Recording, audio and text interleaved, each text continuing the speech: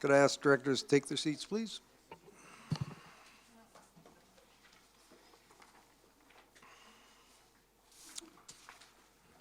Good afternoon. I'd like to welcome you all to the regular meeting of the Board of Directors for Wednesday, August 28th. My name is Ian Morrison. I'm your board chair. Just before we get started, I would like to firstly acknowledge that this meeting is taking place in the territory of the Coast Salish people. I would like to acknowledge that. I'd like to ask those of you who have electronic devices either around the table or the side tables or in the gallery to please put them on silent. Like those of you that'll be speaking at or into microphones to please hit that sweet spot of 4 to 6 inches from the mic, or else the folks that are watching and listening at home won't be able to hear you. And I'd also like to welcome alternate Director Haim to the board in Director Marcotte's absence today. So having said all of that, we come to approval of the agenda. I got hands up all over the room. Director Salmon. Thank you. Could I move a new business item for later? As we discussed earlier, the AVICC climate rep, it's of some urgency because of the first meeting being September 5th, as Director Staples mentioned. So could I move that we add that to new business later today? Do we have a seconder? We have a seconder by Director Marsh. Any discussion on the addition of this to the agenda? Seeing none, I'll call the question. All those in favor? Are there any opposed? We have Director Yanni DiNardo, Director McGonigal, Director Smith, Director Kuhn is opposed. That motion carries. Now to the main motion, approval of the agenda as amended, moved by Director Stone, seconded by Director Nicholson. Is there any discussion on this as amended? Seeing none, call the question. All in favor? Are there any opposed? I see none opposed. The motion carries. Next item, Ms. Legault. Thank you, Mr. Chair. The next item of business is the adoption of the regular board meeting minutes of August 14th, 2019. Moved by Director Stone, seconded by Director Toporowski. Any discussion? Seeing none, I'll call the question. All those in favor? Are there any opposed? Seeing none opposed, the motion carries. Item 3. Thank you, Mr. Chair. There's no business arising from the minutes, public input period would be next. Thank you. Is there anyone in our gallery that would like to provide input to the board today? I don't see anybody leaping from their seats, so I'm going to take that as a no. So let's move to the next item. Ms. Legault, that's delegations, correct? That's correct. Thank you. Mike Cooper, President and CEO, and Colleen Johel, Director, Nanaimo Airport Commission, regarding entities update and YCD expansion project. Please come forward to the lectern. And I don't know if any of the rest of you saw how many slides and what great material was presented today, but I've been assured that these folks are going to stay within the 10-minute delegation limit. So with that, welcome, Colleen. Thank you, Mr. Chair. For those of you who don't know me, I'm Colleen Joel. I am the CVRD's nominee to the Nanaimo Airport Commission to ensure you have some representation on that commission. I am also a lawyer with a practice in Duncan, but more importantly, I'm a lifelong resident of Lake Couch, and so I recognize a few faces around the board. And my job is to provide some South End representation to the Airport Commission to make sure our interests are always considered.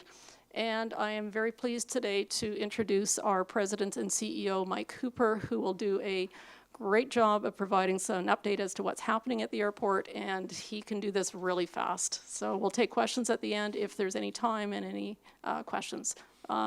Without any further ado, Mike Cooper.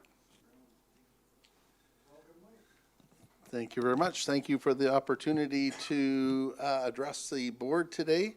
And we're always trying to break records at the airport, so we're breaking the record for the number of slides. The airport's been there since 1942, and we service communities from Victoria to Campbell River, and we even get clients over from Powell River for the Air Canada product. We've got a number of businesses in the Nanaimo region. Our biggest single customer is the Vancouver Island University, and there's folk that use the university down here as well. The Conference Center, a number of businesses are linked in to good transportation. We did some projections a number of years ago for the passenger loads, and in 2017 they updated them. They were actually, the consultant was actually short by quite a bit, and in 2017 the red dot is there.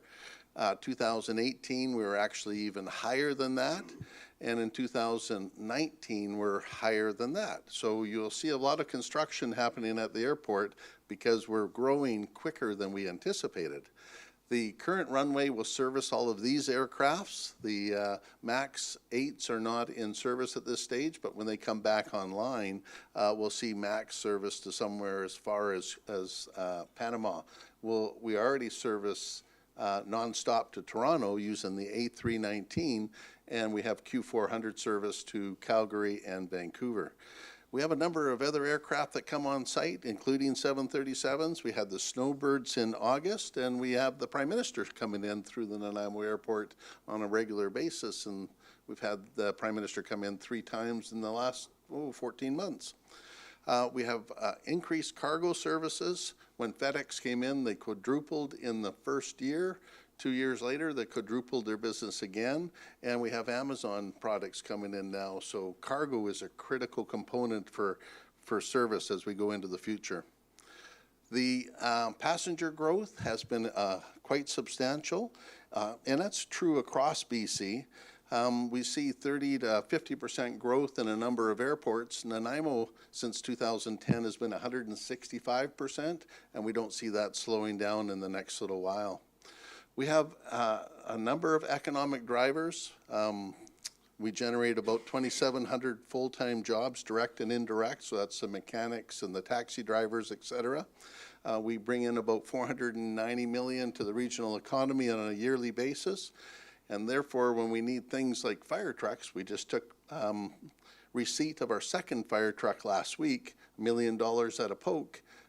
We get help from the governments because we're quite the economic engine, as are all transportation nodes. We have the terminal building. We've currently got a terminal building about the size of that gray square. We've modularized out for 20 years, so as we do the different components, be it customs, security, boarding lounge, we can do it with a final vision in mind, and it won't look like we did a bunch of patchworks. The current expansion that we will have a ribbon cutting in January of 2020, which is ahead of schedule and under budget, is going to increase the security area from 100 folk an hour to 1,000. We'll be able to do 1,000 an hour, so it's really building for the long term, and taking the boarding lounge from 140 passengers to 320. But it's modularized, so as we go into the future, we'll be able to grow the airport and expand the boarding lounge into the future. The plans are already designed. That's what the red square is. So it will look like we finished the terminal building in January, and then in 2035 it will look like we built the whole thing in 1 year. If we take a walk through the terminal building that we're going to be opening, there won't be a lot of waterfalls. It'll be a first-class airport, but it won't have extra cost. The passenger lounge is going to be open, spacious, and you'll see the apron, and you'll also see more services on airside. The terminal building itself will appear that it's completed, but you all know now that we're going to build into the future. And in fact, in 20 years, it will look like we've done it all at one time. In the future, we'll also, and have it designed in, we'll have boarding bridges. So when we're flying you to Mexico or Hawaii in your shorts, you don't have to get cold in the wintertime. The aircraft parking, as with our vehicle parking, is expanding very quickly. We're currently designing a $2.5 million increase on the south side, and the parking for aircraft into the future will meet all the demands out into 2060. In fact, our current apron is going to expand substantially in the next 20 years. We will move the flight service station at some point, and that's about an $8 million move, so we'll do that in conjunction with NAV Canada when the funding is available. We're also looking at increase in our aviation cargo and fuel facility, and that will happen on the southeast side of the airport as we go into the future. We went through a process and created zones for the Nanaimo Airport, and then we went through a land charrette in January 2018. And we worked with the regional districts, the municipalities, First Nations, and other members of our community, and we created a final NAC land charrette. That's out in the public right now through the RDN process, and we're having great feedback from the folk that are interested in developing businesses at the Nanaimo Airport. We're going to do a bigger job with ground transportation. It's going to look closer to the Victoria Airport model, and we're also between the CVRD and the RDN, so we would be a great option to have a bus transfer station at some point into the future. We've had a number of projects come at us, including fixed-based operations in the past, which is looking at aircraft maintenance. And as you go into the future, you'll see developments at the airport, such as fuel stations and hotels, to meet the traveling public's needs. We do a lot of work for our flight, the direct flight path, but we also work with the regional districts on making sure there's no cell towers and things around for 4 kilometers to ensure public safety. We've got a number of infrastructure requirements. The terminal building's happening now, and it will happen in the future for each stage. Apron expansion, vehicle parking lots, a number of really positive projects. We will also look at a long-term runway extension in the future. While we do that, we'll make sure that we look after the environmental aspects, from best first barrels through to recycling, and there's a need to look at it on an ongoing basis. Noise mitigation is a big one.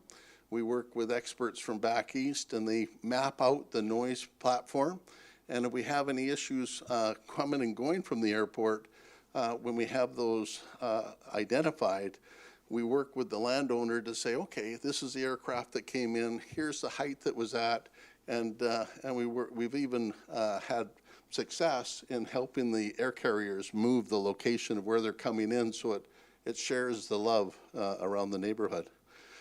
We do vegetation management to make sure that there's no trees in the way. The pilots hate it when there's green things that they run into, so we do a cycle and go through with our neighbors. We went through one cycle of 23 neighbors that we didn't have the rights to go on their property, and they allowed us to do it within 6 months. It's fabulous to see that. We do LiDAR to identify those vegetation intrusions and remove them, and we do a lot of work with Riparian Management as we go through that vegetation management. This is Madrone Environmental Consultants out of Duncan that helped us build this. And we go through a process where when we take a tree out, we put 3 back that are lower than the tree we took out. So instead of having poplar, we put in willows and other species. Mike, can you hang on for just a sec? I know where you're at in your slide deck, and I think we've got 45 seconds left, so I'm going to turn to the committee and ask for an extension of the delegation's presentation time. Moved and seconded all around the room. All in favor? Are there any opposed? None opposed? Please continue. Oh, darn it. I didn't break the record. Okay, we do in-stream activities, including logs and stumps that we attach to the bank, and that allows for, at high water, the stream to dig out areas for salmonids. We've done a lot of bank stabilization. There's the cedar tree in 2009, 2012, the bank's fallen away. So we reinforced the banks with DFO, Pacific Salmon Foundation.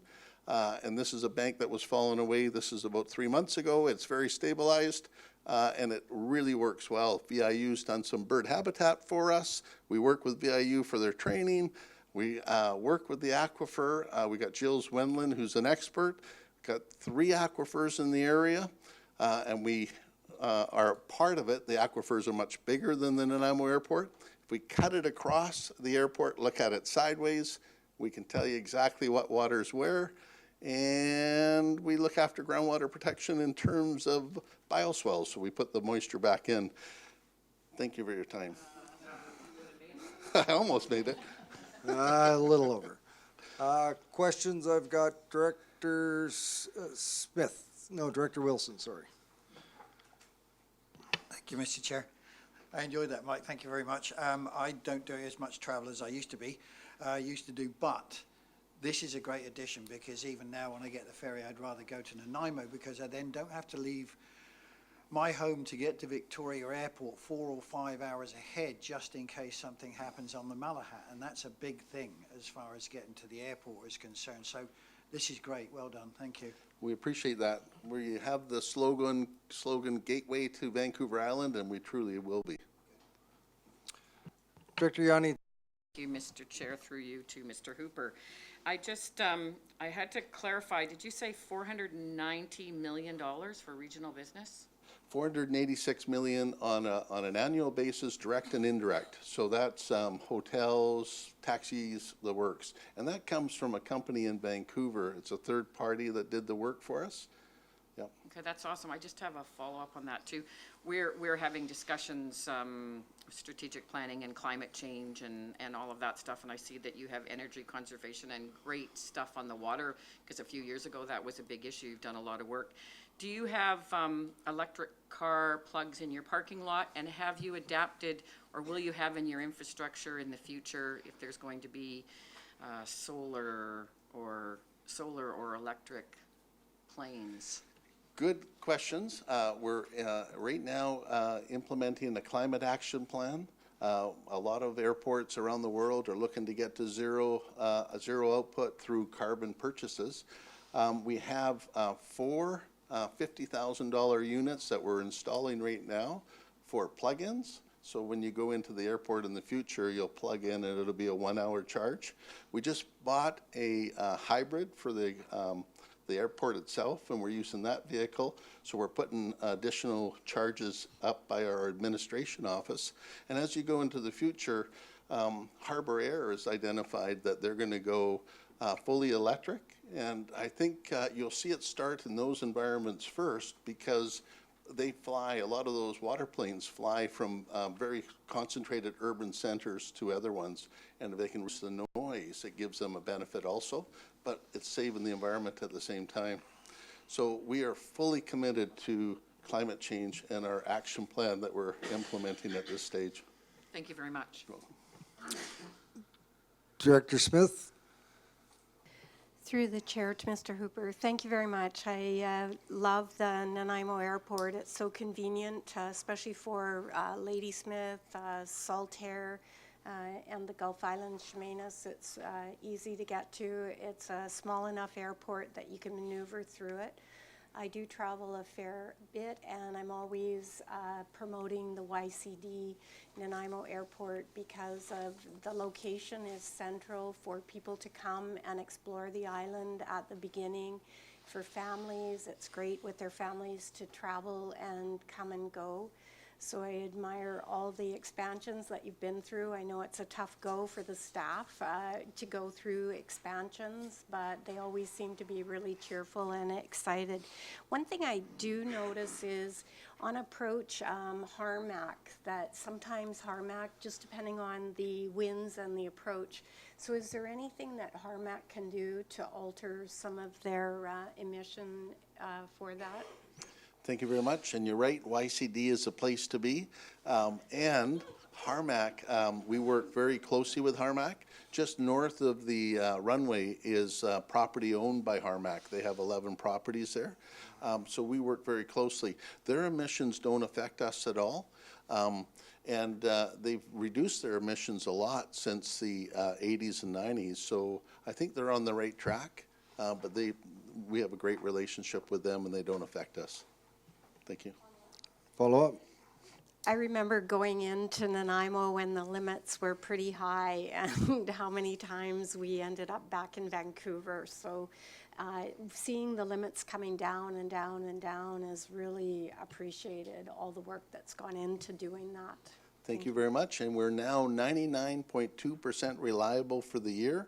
So as we go into the future, we're just as reliable as any other airport. So, as a matter of fact, Vancouver was closed 3 months ago when we were open. So, Right on. Thank you. Director Marsh next. Thank you, Mr. Chair, and thank you, Mr. Hooper.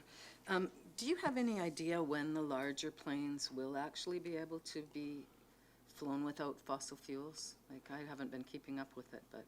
Well, that's a good question. I haven't either in terms of the real time. There's always greater, at the beginning of a new technology, there's always greater expectations in terms of time deliveries. I'm going to guess that it's more than 2 years and less than 10 years in terms of the technology that Harbor Air is looking at. That's for smaller planes, though. Yeah, smaller planes and helicopters. They currently have electric helicopters. I don't know what the time limit is on the large aircraft, but I do know that they're also looking at autonomous aircraft. And I don't mind the electric version. The autonomous version, I'm a little concerned about. You mean it flies itself? Yeah. So if I may, Oh. Mr. Chair, so are you, as an industry, looking at ways you can use fossil fuels in ways that are less, remember when they took lead out of gas? Yeah, You yeah. know, that produce less emissions, or does that technology exist, and is it affordable for you, or? Yeah, so as an airport, we don't sort of get deep into that. The air carriers do, but I know the air carriers are looking at alternatives. I know that they've looked at that biofuel. They've looked at a number of alternatives in the past, and without changing the engines, it's the fuel source that they're looking at. But I also know that they're looking at different power sources. So, and I just can't speak to that. It's moving so quickly. Okay, thanks very much. You're welcome. Director Seaburn.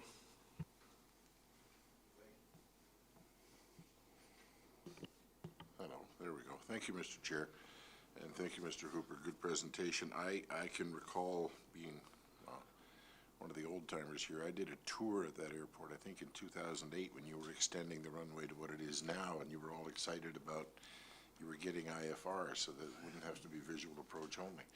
Yeah. I would only say that autonomous airplanes are just an extension of autopilot, and you've already got the beacon. But I'm looking at the picture that's on the wall there. You talk about another runway expansion. Where are you going to go? I mean, there's not that much room to. Is it going to come this way, which I assume is north, and how much longer are you going to make the runway? Yeah, that's a good question. If that happens in the future, we'd work with the communities and the people living in the region, and most of the activity would happen to the north. On the south side, we've got 1,000-foot displacement because of geographic features, hills, et cetera. But this is looking way into the future, which is why that statement was sort of separated from the rest of the infrastructure projects that we're looking at. But any activity like that would have to go to the north. So there'd be property acquisition involved. There'll be a whole bunch of presumably, conversations, and, but. I mean, there's a bit of a dip there that would have, just a lot of work. Oh, it's a lot of work. And the reason that we just put that out there is just sometimes it's good to put out the test balloons, have conversations. It's not something that's going to happen within the next 10, 20, 30 years, but it's something down the road that we may look at. Now, and this comes back to the technology. What's happened in the last little while is shorter runways offer bigger service because technology has taken it there. So there may be there may never be a reason to extend the runway, but it's one of those items that we're just kicking around. Because the technology for STOL is getting better, short takeoff and landing? Yeah, well, right now we can reach the Panama. So really from Nanaimo, Couch and regional districts, where do we want to go? We want to go to Hawaii, Mexico, the Caribbean. If we want to go to Europe or Asia, YVR is only a 12-minute flight, so that's. I've flown in and out of there 5 times in the last year, including on the night of the windstorm, by the way, when you were open. Vancouver was closed. Oh, but thank you. But I was flying to Calgary, so it worked out fine. Looking after you. Thank you. Thank you, Director Seaburn. Director Stone. So I just want to make a note. I think you did beat the slide per minute record, even if you didn't get it all in your 10 minutes. But Thank you, well Mayor done. Stone. And I just wanted to say, beyond all the obvious benefits of the airport and the conversation around, more fuel efficient and energy efficient aircraft, I just want to thank the Nanaimo Airport Commission and yourself in particular for all the inputs you've given to our communities in terms of the economic development support, marketing support. You've been part of our waterfront charrette and our economic development strategy, and it's brought us a lot of success as a community. So I just wanted to thank you and your board and all of your team. Your communication staff has helped us along the way for all the advice and other sort of intrinsic benefits, because if you could add that into your regional economic impact, I think you'd be able to toot your own horn even more. So thank you for that. And so it's those indirect benefits too that your whole team has provided to the region that I think you might not even talk about enough, because I know you're talking about what you need to deal with here. And just one note, I think that what we're seeing in aircraft on the longer distance aircraft is hybrids with clean fuels, biofuels, and mostly around takeoff and landing where there's more emissions. And once they're up and flying, then biofuels can get them where they need to go. I think we're a long, long way from long distance battery electric aircraft. I think so. Maybe hydrogen fuel cells, or even read stuff about nuclear planes, but yeah, that's a little bit down the road. But I do appreciate all the work and help you've given our community specifically, along with Staminas. You've been such a great partner to both of us, and I thank you and your team for that. Thank you for that. Thank you for that comment. And we look at it as win-win. So if there's any communities out there that are looking for a partner, a willing partner, then Nanaimo Airport partners up with projects. And it's been a pleasure working with your team too. Thank you. And with that, I see no other hands. I want to thank you on behalf of the board for coming and keeping us updated on all your work and all your successes. And with that, thank you very much.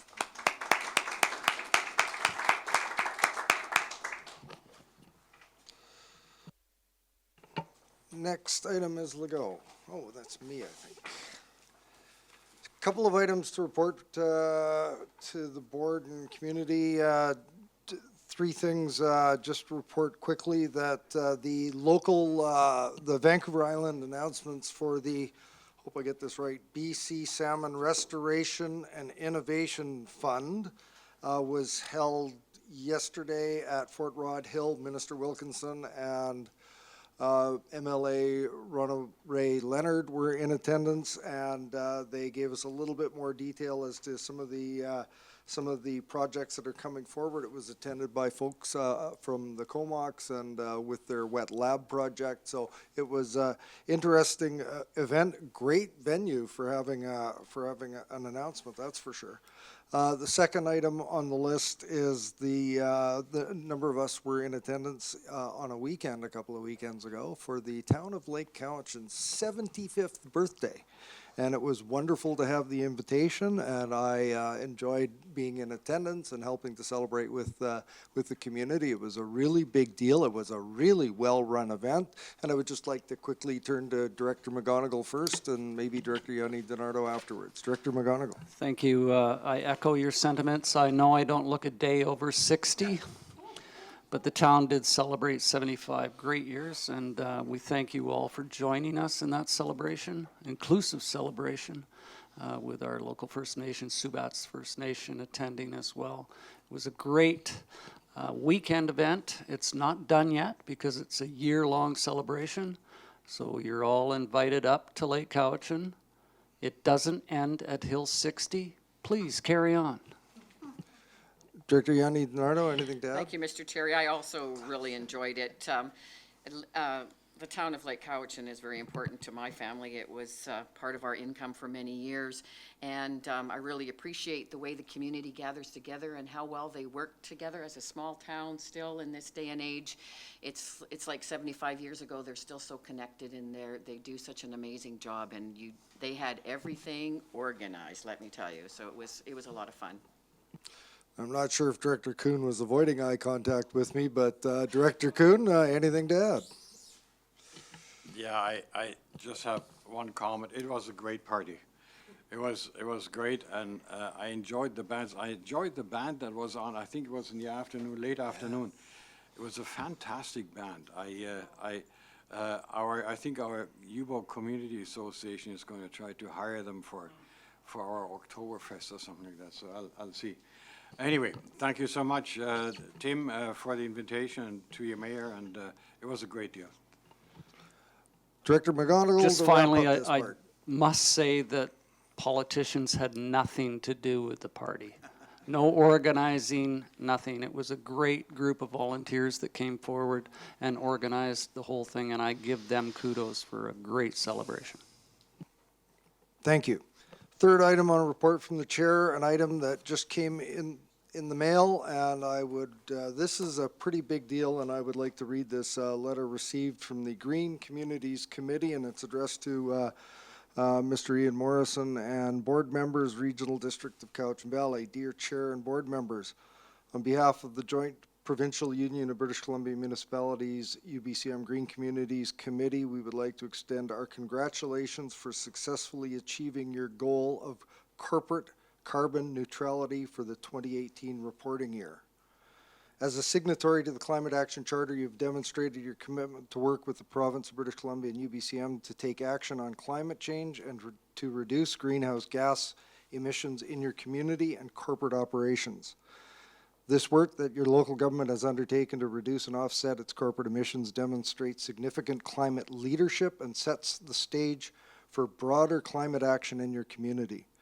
Your leadership and commitment continues to be essential to ensuring the achievement of our collective climate action goals. The GCC was established under the Charter to support local governments in achieving their climate goals.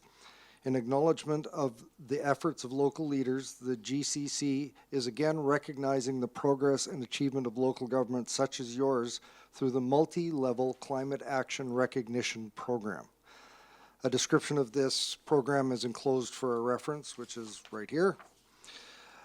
As a charter signatory who achieved Level 1, Level 2, and Level 3 recognition, and additionally met the goal of corporate carbon neutrality for the 2018 reporting year, you have been awarded Level 4 recognition, Achievement of Carbon Neutrality. In recognition of your significant achievements, the GCC is pleased to provide you with carbon neutral branding for use on official websites and letterheads. An electronic file with the 2018 logo will be provided to your CAO via email, and enclosed is the BC Climate Action 2018 Climate Leader Carbon Neutral Window Decal for use on public buildings. Congratulations again on your continuing improving achievement. We applaud your leadership and wish you continued success on your ongoing commitment to the goal of corporate carbon neutrality. That's a tough one. And your efforts to reduce emissions in the broader community. And it's signed by Tara Faganello and Gary McIsaac.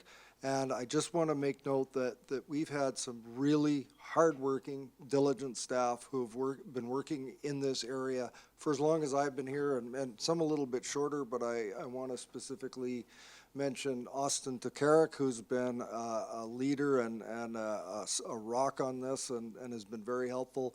And everybody across the organization, from, you know, when we fill out our mileage or expenses, when we do all of the work that we do, it's tracked, it's logged, and it's verified. And I think this is a really great bit of recognition.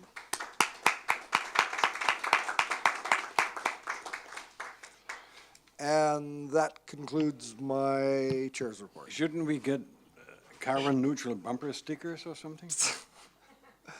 And next item, Ms. Legault. Thank you, Mr. Chair. There's no correspondence or information items, so on to committee and commission reports with the report and recommendations of the Electoral Area Services Committee meeting of August 21st, 2019. Director Yanni DiNardo. Thank you, Mr. Chair. Your report and recommendations of the Electoral Area Services Committee meeting of August 21st, 2019. Recommendation, where does it, 1 and 2 at first. So recommendation 1, the Director Wilson's request to attend the State of the Islands Economic Summit Conference be approved as per the CVRD conference seminars for elected officials policy. And 2, that Director Nicholson's request to attend the Livable Cities Forum be approved as per the CVRD's conference seminars for elected officials policy. I move those two. Moved by Director Yanni DiNardo, seconded by Director Stone. Any discussion on those two items? Seeing none, I'll call the question. All those in favor? Are there any opposed? I see none opposed. Those two items carry. Director Yanni DiNardo. Electoral area directors only vote on the following, 3, 4, and 5. 3, that OCP and zoning amendment bylaws be prepared for the application RZ19C03 for 3741 Holland Avenue, PID 026-889-722, and forwarded to the board for consideration of first reading. 2, that the following considerations of the first reading of the official community plan, OCP, and zoning amendment bylaw for RZ19C03, the non-farm use application, ALR 19C01, be forwarded to the Agricultural Land Commission with a recommendation for approval.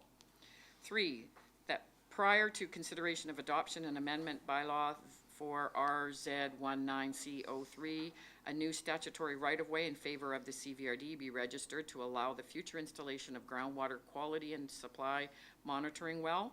4, that prior to consideration of the adoption of the amendment bylaws for RZ19C03, proof of water license issuance as per the Water Sustainability Act be provided. And 5, that the referral response from the Cowichan Bay Volunteer Fire Rescue, First Nations governments, Island Health, and Royal Canadian Mounted Police be accepted. I move those. Seconded by Director Wilson. Any discussion on these items? Seeing none, I'll call the question. Electoral area directors, all those in favor? Are there any opposed? I That is see my none- report, None Mr. Chair. opposed, motion carries. Thank you, Director Yanni DiNardo. CR2, Ms. Legault. Thank you, Mr. Chair. The report and recommendations of the Special Community Services Committee meeting of August 14th, 2019. Director McGonigal. This should be quick. Report and recommendations of the Special Community Services Committee meeting of August 14th with the following recommendations. 1, that resolution number 18-232 from the April 27th, 2018 special board meeting be rescinded. 2 has 2 parts.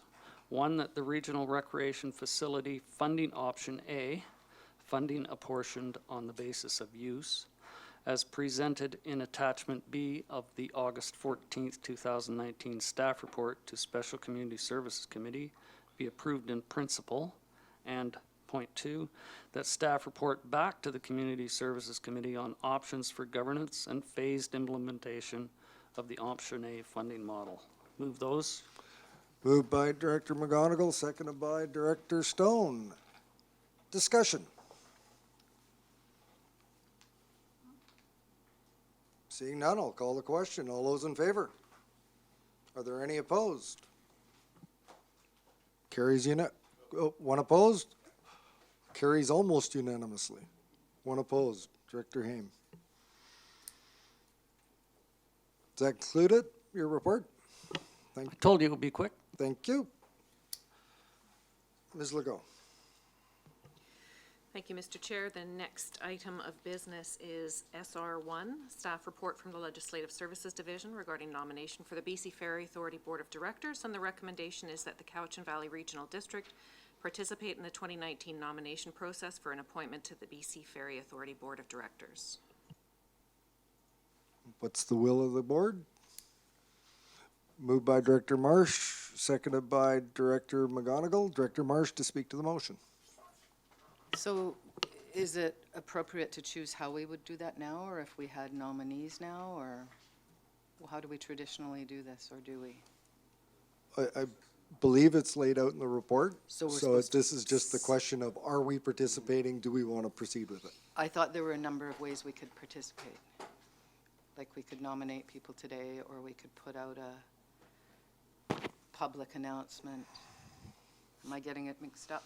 I'm looking to staff. My understanding was we had to give them notification that we were going to participate, Okay. and then the process would follow afterwards. So I Okay. didn't believe, I'm looking to my colleagues, does that seem to, that's right? Okay. Any other discussion on this item? Seeing none, I'll call the question. All those in favor? Are there any opposed? None opposed. The motion carries. Director Marsh, your microphone. SR2. Thank you, Mr. Chair. It's a staff report from the Finance Division regarding the 2019 to 2023 five-year financial plan bylaw amendment, and the recommendation is for information.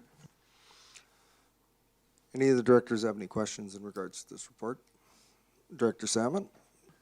Just the list of all the projects, the number, for the environmental initiatives, I don't see it there, but it's over $1 million. I just wondered, can we have a brief list of the top, the biggest ones of those?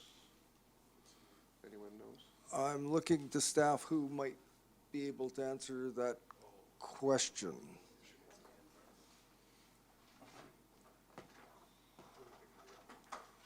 Please, go ahead.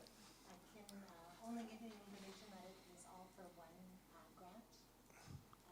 The reports would have all been brought to the board Oh, over the last several months and amassed, so I can't speak exactly to what that grant was for. Mr. Carruthers, perhaps you can provide clarity?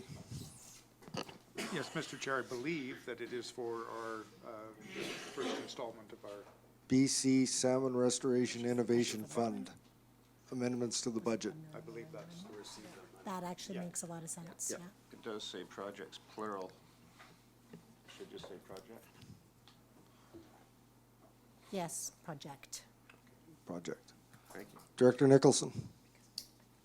Could staff remind me of the Shawnigan Lake Weir? What's going on there?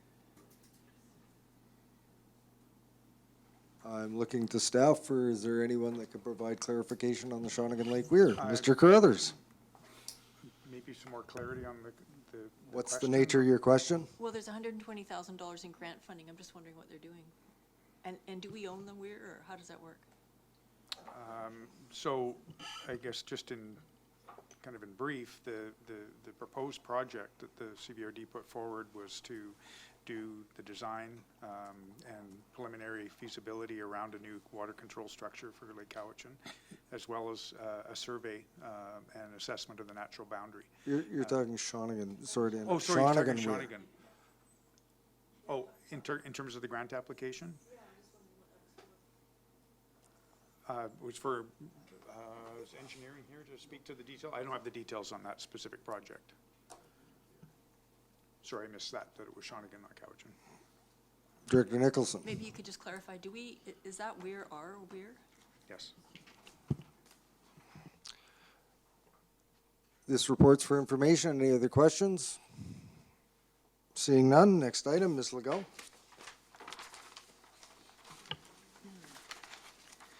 Thank you, Mr. Chair. Item B1 is CVRD bylaw number 4290, five-year financial plan 2019 to 2023, amendment bylaw 2019 for first, second, and third reading. Moved by Director Sebring, seconded by Director Marsh. Any discussion? See no hands. Call the question. All those in favor? Are there any opposed? I see none opposed. The motion carries. Number 2. Thank you, Mr. Chair. CVRD bylaw number 4290, five-year financial plan 2019 to 2023, amendment bylaw 2019 for adoption. Moved by Director McGonigal, seconded by Director Stone. Any discussion? Seeing none, all those in favor? Are there any opposed? None opposed, the motion carries. Ms. Legault. Thank you, Mr. Chair. Item BEA1, CVRD bylaw number 4163, Electoral Area F, Cowichan Lake South, Scotts Falls, Official Community Plan Amendment Bylaw, Pebbles West, 2017 for adoption. Moved by Director Yanni DiNardo, seconded by Director Smith. Any discussion? Seeing none, all those in favor? Are there any opposed? None opposed, the motion carries. BEA2. Thank you, Mr. Chair. CVRD bylaw number 4164, Electoral Area F, Cowichan Lake South, Scotts Falls Zoning Amendment Bylaw, Pebbles West, 2017 for adoption. Moved by Director Yanni DiNardo, seconded by Director Smith. Any discussion? Seeing none, all those in favor? Any opposed? None opposed, the motion carries. And I just want to take a second to say there's some folks that have been working on this for an awful long time, that have put a lot of effort and energy into this, who will be very pleased that we have reached this point. BEA3. Thank you. CVRD bylaw number 4291, Electoral Area C, South Cowichan Official Community Plan Amendment Bylaw for 3741 Holland Avenue, 2019, for first reading. Turn to the director for the area. Yeah, we've discussed this one before. It's an extremely good proposal, and I have no hesitation in supporting this whatsoever. So I move that that be adopted. Sorry. Seconded by granted. Director Smith. Any discussion? Seeing none, all those in favor? Are there any opposed? See none opposed, the motion carries. BEA 4. Thank you. CVRD bylaw number 4292, Electoral Areas A and C, South Cowichan Zoning Amendment Bylaw for 3741 Holland Avenue, 2019, for first reading. I move that this Director Wilson. recommendation be accepted, sorry. Moved by Director Wilson, seconded by Director Salmon. Any discussion? Seeing none, I'll call the question. All those in favor? Are any opposed? None opposed. That motion carries. Next item is Legault. Thank you, Mr. Chair. There's no other business other than moving to question period. at this New business. Oh, sorry, new business item was the AVIC Climate Representative appointment. Thank you. Raised by Director Salmon. I will go to Director Salmon first, and anyone else would like to speak to this? Yes, Director thank you. Salmon. Thank you, Mr. Chair. So this is outstanding since AVICC in April. And basically, we're the only regional district, I believe, without a rep. We do have Director Staples, but she is chair, so she, as earlier we heard, she would appreciate another rep. So maybe I'm just asking if there's any volunteers that would, hopefully we're at that meeting back in April and would be interested in taking that job on.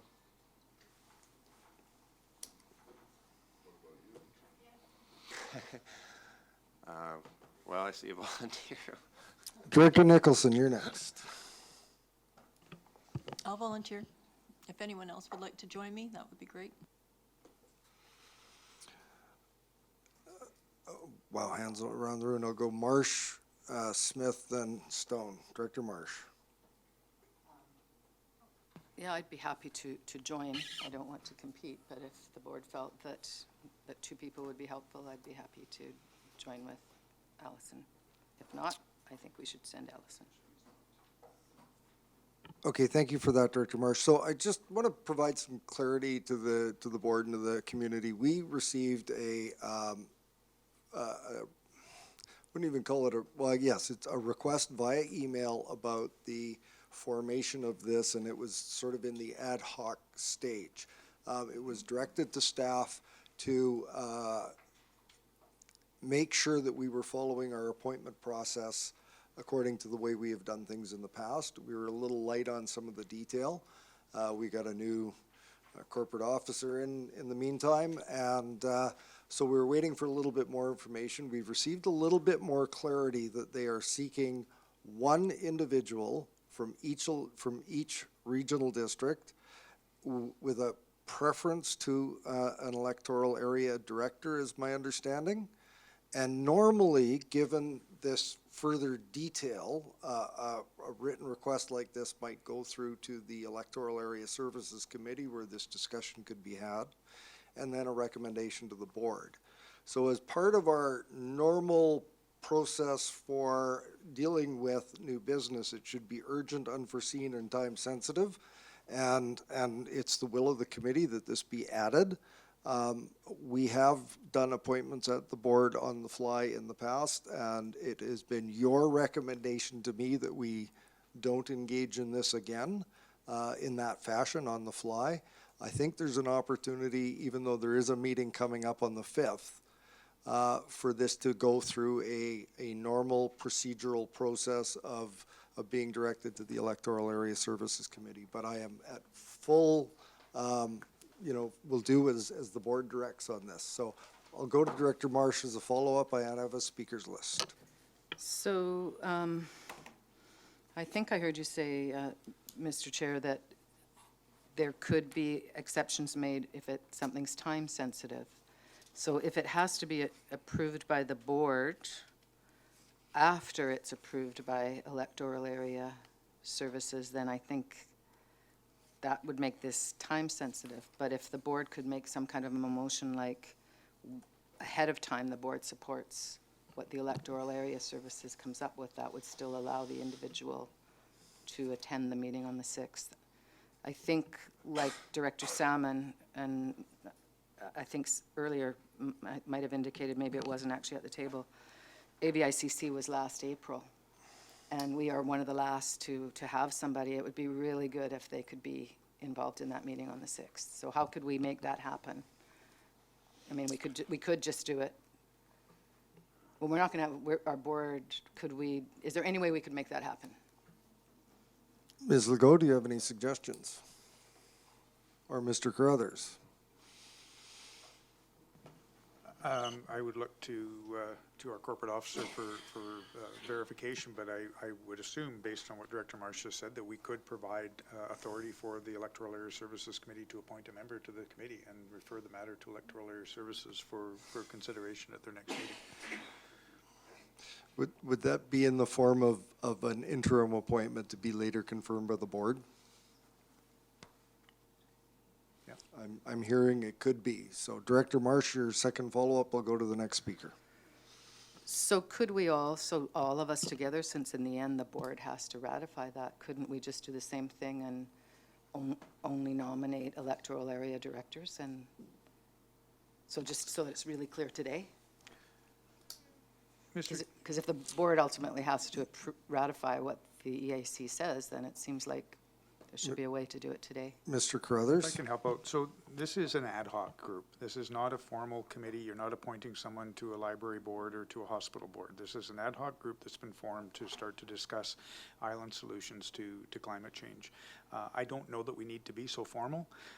Quite honestly, if the board is interested in sending someone, I would suggest that representative would come back to the board and brief the board on what was discussed at this meeting in September, and it would probably allow the board to make a further decision as to what it wants to do in terms of participating in this activity, because it is a fledgling group at this point in time. So I would suggest that maybe you don't need to be so formal. Authorize whoever you choose to be a volunteer to attend this meeting in September and report back to the board, and I think the board can make some decisions following that meeting. So what I think I'll do is I'll go through the speakers list. We have a volunteer that's put their name forward, and I'll go through the speakers list. Perhaps we can entertain a motion. Director Smith. So my understanding is this group is an ad hoc group that's been created. There is no terms of reference for this group. And for someone to participate, I would, there is an appointment process here at the CVRD, and as you've indicated, making decisions on the fly. It's interesting that we've come to this point, and it seems like we're having to make a decision on the fly. And I'm not sure if we've even had a good discussion on whether we want to participate in an ad hoc group that has no terms of reference to even know what we're sending someone into. Thank you. Director Stone? Yeah, I'd hate to overcomplicate it. This is an ad hoc group, much like the social procurement group was. The whole idea is to have a participant from every regional district to help form the terms of reference. There was a meeting with Minister McKenna in February, and then subsequently at AVICC. I'm just going through the emails that my understanding were included to the regional district. But that being said, at this point, they just want to have a representative there. I spoke with two of the co-chairs this morning to get some clarity on it. They want a representative from each regional district, not additional representatives, not multiple representatives that confuse the issue, but one representative just to help get through the initial stages of developing in terms of reference, and then they would expect that to come back to the board for a formal appointment once that's established. So my suggestion would be that if Director Nicholson is passionate about the subject and would like to participate, I would move that we appoint Director Nicholson as an interim to the ad hoc committee to help develop the terms of reference, and a formal appointment would come back to the board in the future. Are you seconding that motion? Can you put something in writing for recording secretary, and any discussion on the motion? Seeing none, call the question. All those in favor? Any opposed? Director Kuhn, Director Sebring, Director McGonigal, opposed.